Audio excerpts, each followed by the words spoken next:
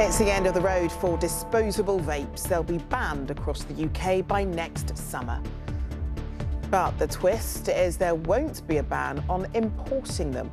So the worry is a whole new black market will be created. We'll have the details. Also tonight. ITV Evening News with Charlene White. Good evening. Disposable vapes will be banned from sale across Britain from next summer in the hope it will reduce their appeal to young people and protect the environment. Ministers say it's an important step in stopping kids becoming hooked on nicotine, with a quarter of 11 to 15-year-olds using a vape last year. Refillable e-cigarettes will still be available though, and disposables will still be able to be legally imported. And that's led to fears the changes will have very little effect, as Charlie Frost reports. The Chancellor's told ITV News she's not taking a gamble with the economy by changing government financial rules to allow more borrowing. Rachel Reeves is altering the way government debt is measured to spend billions on investment.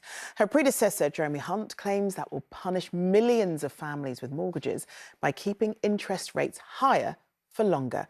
The Chancellor spoke to our economics editor, Joel Hills.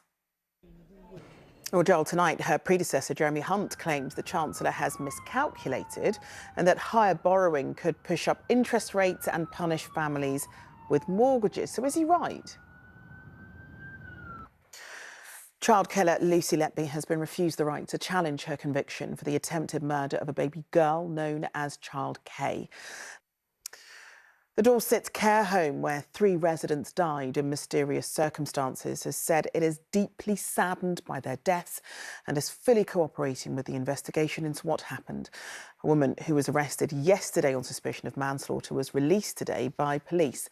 Our West of England reporter Sangeeta Lal is outside the care home for us tonight. Sangeeta, can you talk us through the latest on the investigation? A surge in shoplifting and so-called snatch thefts have fuelled a rise in the overall crime rate in England and Wales. Offences recorded by police also showed an increase in robberies involving knives, though knife possession did fall.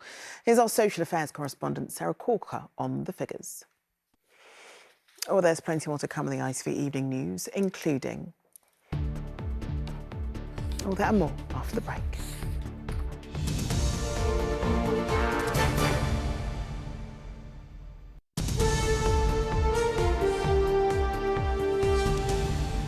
Welcome back. Detectives are reopening the investigation into a driver whose car crashed into a southwest London school, killing 2 young girls. Claire Fremantle claimed she suffered a seizure at the wheel of her car and police decided to take no further action. Families of the victims have welcomed the development, as Sam Holder reports.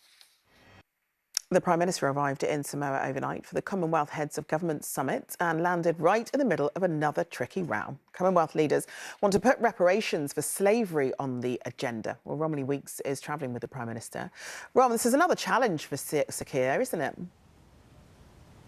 National Audit Office says the special educational needs system is financially unsustainable and needs urgent reform.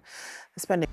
Now, the UK medicines regulator is warning doctors to look out for signs that patients are misusing weight loss drugs. It follows concerns that people who aren't obese are taking them. Well, our health correspondent Rebecca Barry is here with more on this. So, Rebecca, how big a concern is this? Well, there's a lot of discussion around nausea or vomiting or stomach pains. The advice from the authorities is clear. These sorts of... Right, finally tonight, the King received a surprise honour as he and the Queen were welcomed in Samoa on the final leg of their royal tour. Charles and Camilla were given a traditional tea ceremony and one village bestowed him with their highest accolade, as our royal editor Chris Shipp reports. That's all from us for now. Tom will be here at 10 o'clock, but for me and the whole of the evening news team here, you have a wonderful evening. Bye-bye.